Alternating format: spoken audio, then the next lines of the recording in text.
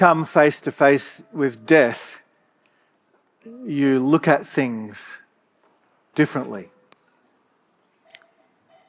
When you know that you have less than a day to live,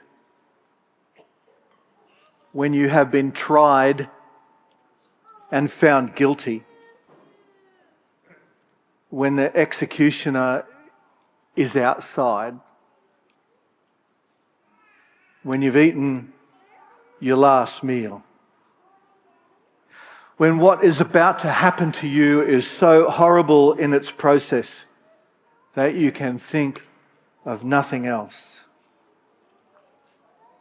you begin to wonder about life. How did I get here? You think of all the regrets and mistakes. You think if only I had made this choice instead of that one, I wouldn't be here. I would do anything to change it. Let me introduce myself. My name is Barabbas. And I want to share my story today. My story is captured briefly in the writings, in the Gospels, but it needs to be told. I lived 2,000 years ago in the time of King Herod the Great and his son Herod Antipas, during the reign of Emperor Tiberius, and in the time of the bloodthirsty Pontius Pilate. Governor Pilate was an evil man who sought to abolish God's laws. He brought idols into the city, corrupting God's special home. He hated God's people. On one occasion, he took the temple treasury, the sacred money, and he spent it on building an aqueduct. And when the crowds of people protested, he hid soldiers among them and beat and trampled them to death. I was a good Jew. I loved God's laws. I obeyed all of them. As a boy, I went to the synagogue and into the temple. The Romans, they were the real enemy.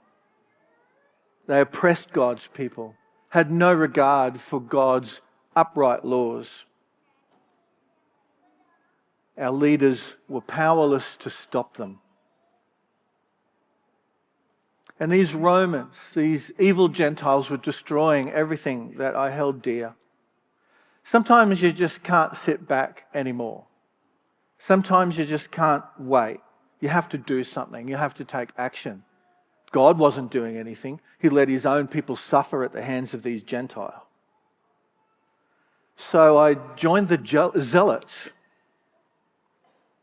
I thought even if I had to die, I would do something for God. I could not sit back and see the Romans destroy our way of life.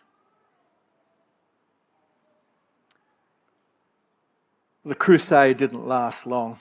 The 6th year of Pilate's reign as governor, there was an uprising. A zealot uprising to win back our own governance. Our heads were filled with the historic tales of the heroes of old during the Maccabean revolt that raised up and led the Jewish people to 150 years of peace and self-determination. We would do that. We would kill these foreign invaders. We would expel their armies, and we would be the people of God again. Many thousands of people were ready to fight. But the reality was very different. The Romans' response was swift and brutal. I had never seen such power and such cruelty. And because of that, support for the uprising faded very quickly. The soldiers slaughtered many, and the ones they didn't kill, they spiked to crosses as a warning and an example to others. And now here I was, in prison, awaiting crucifixion. And that's where the story really starts. I was in my cell waiting for that dreaded sentence to be carried out. Managed to fall asleep with sheer exhaustion, but were woken by a commotion early in the morning. There were the sounds of rushing feet and what sounded like crowds of people. It almost sounded a little bit like a riot, like an uprising. Is it possible? Is it possible that the people have risen up? Is it possible that on the Passover, when all the crowds were here, that they've risen up against the Romans? We knew that Pilate leaves his home in Caesarea to come and be in Jerusalem. Perfect opportunity for an ambush. Perhaps freedom was around the corner, and you know what your mind does when things happen and you start to hope. It didn't take long for it to become clear that it was actually something very different. I strained to hear their voices. People were shouting. And then I heard the crowd. I heard them chant. I didn't hear it at first, but it was unmistakable when they shouted together. Barabbas, I heard. I was surprised to hear it, really. I didn't think many people would know me. Even though I was a zealot, I wasn't popular. The priests in the Sanhedrin didn't come to my defense when I was arrested. Why were they calling my name? I remember that Pilate had a custom that every Passover he would release a prisoner to the people. This mouse of a man was always trying to appease. Sometimes he would arrest an innocent person just so he had someone to release at Passover. He would surely be dead now if it wasn't for his skill with managing soldiers. But is it possible? Is it possible they're calling out my name to be released? Was it possible? As strange as it would seem, could the crowds actually be asking for me? Then I heard them again. But this time, it didn't result in hope. When the crowd shouted a second time, it chilled me to the core, because I heard them with one voice shout out, "Crucify him." And it became a chant. Crucify him. Crucify him. Crucify him. It boomed in my ears. In fact, I don't think there would have been a place in all of Jerusalem where the sound wasn't heard. And this is where I finally knew I was a dead man.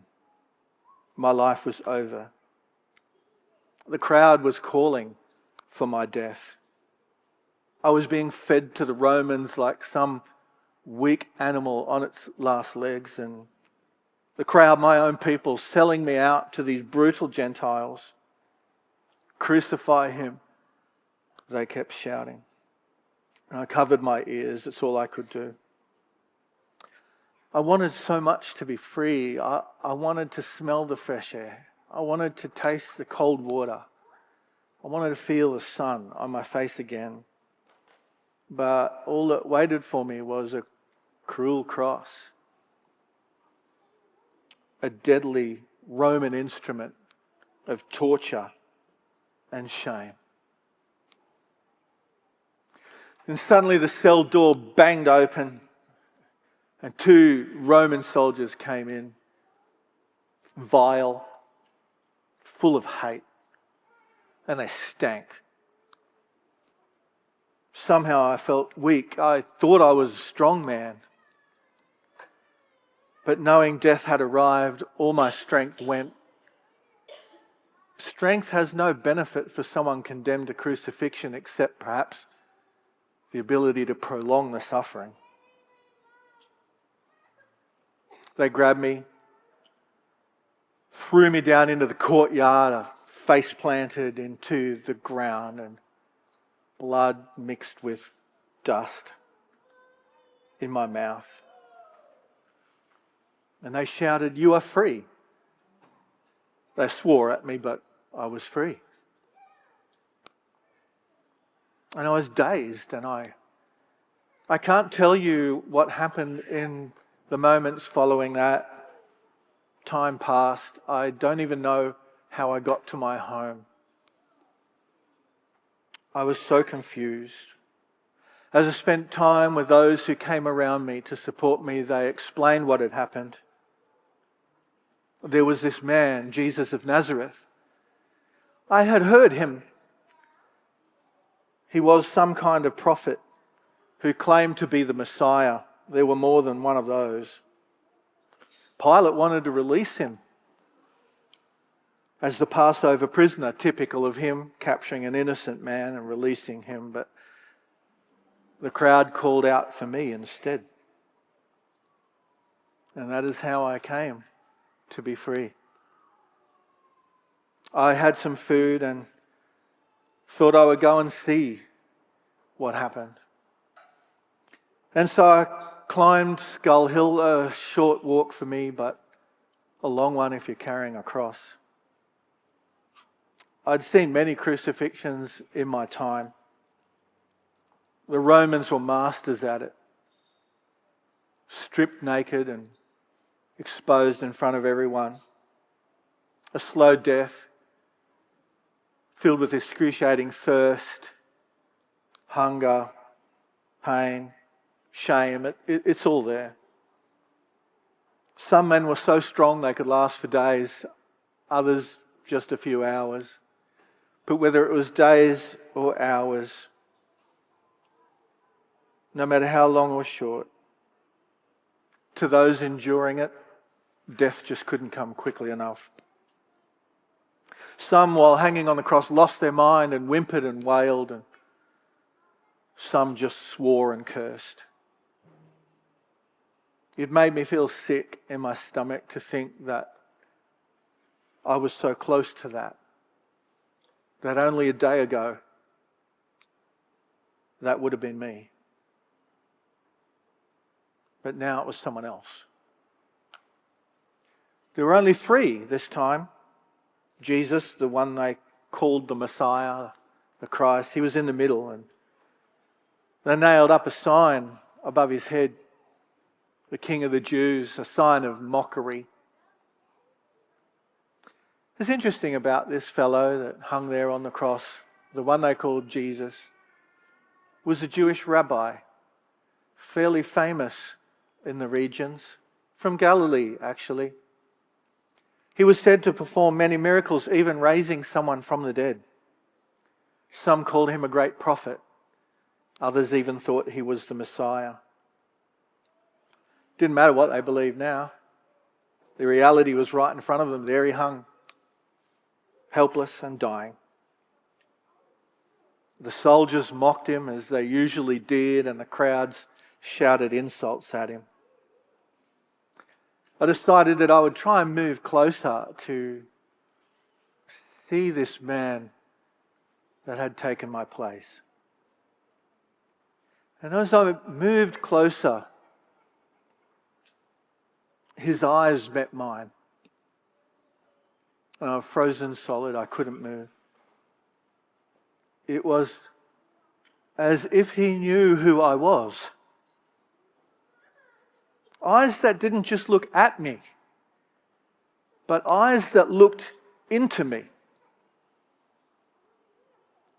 But there was something I didn't expect in those eyes. His eyes were not filled with anger and hatred like I would have expected. But he had compassion in his eyes. Almost like I was the one to be pitied. I couldn't look at him anymore. I broke eye contact and looked down. He confused me. What on earth had this man done to deserve such a death? And yet they kept shouting insults at him. Amidst the jeering of the crowds and the hatefulness of their speech, he only spoke a few words. But even then, what he spoke was gentle and compassionate. On one occasion, he even asked God to forgive the people who had done this. How could he do that? How could he crave any kind of compassion for the Gentiles that sat on the ground in front of him, who had just spiked him to the cross? Here he was suffering at their hand and yet praying for their forgiveness.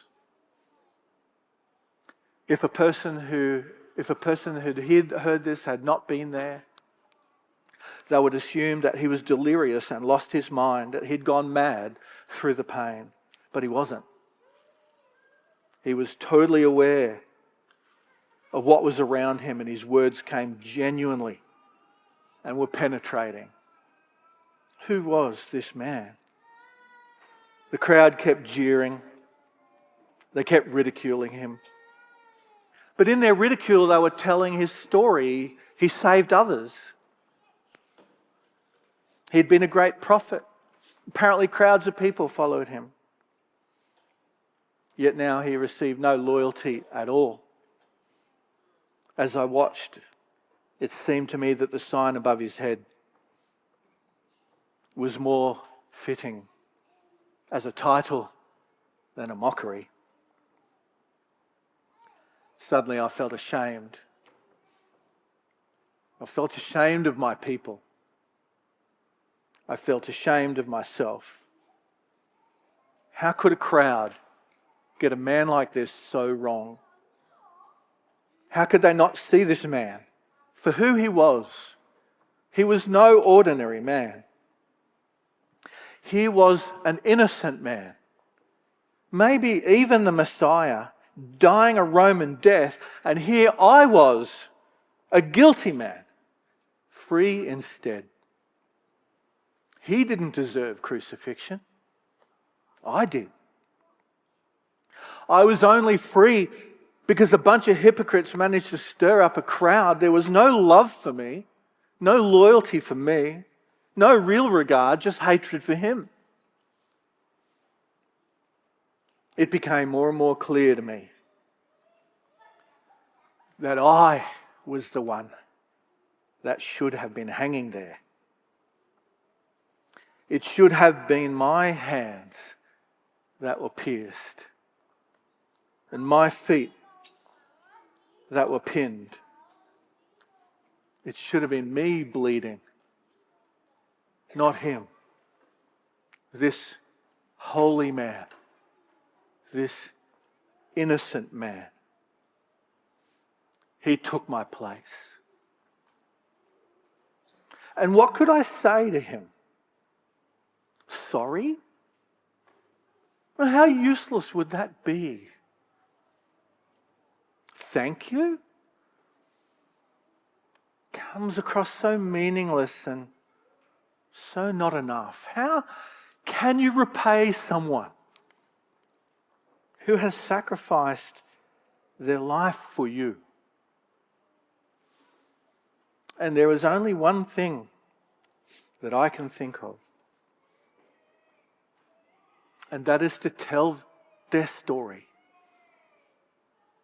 I want to tell people about Jesus the Christ and what he had done for me. I want to tell them that he gave me another chance, that he saved me.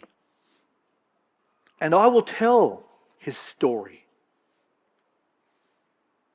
It is the only response for a saved life.